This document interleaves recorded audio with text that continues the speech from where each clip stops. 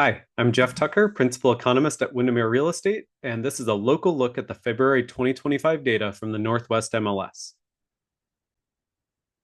The headline this month is that sales activity slowed down in February after a strong January and especially strong Q4 of 2024.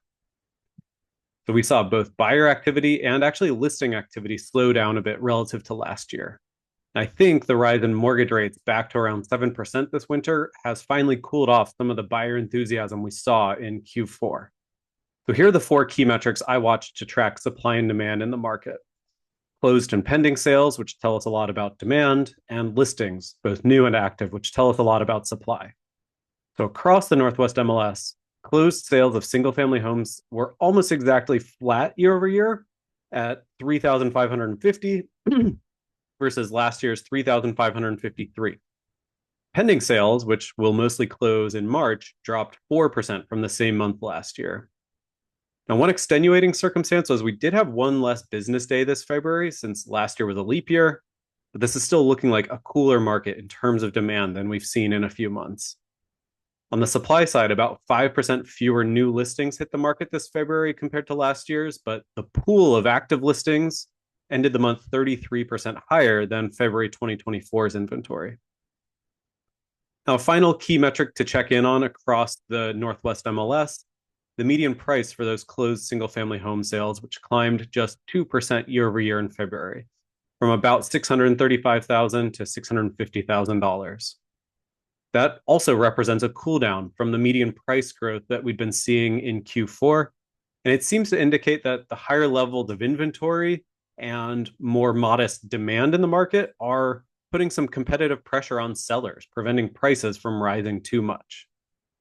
So putting it all together, this looks like a market where the normal seasonal upswing in sales and prices has begun, but the year-over-year comparisons are looking a lot cooler than they were throughout Q4 and even in January. So I think that cooldown was mostly due to interest rates rebounding this winter.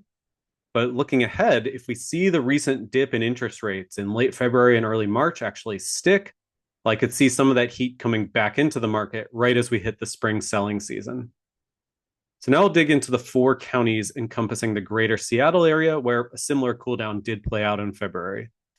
Residential closed sales were flat year over year here in King County.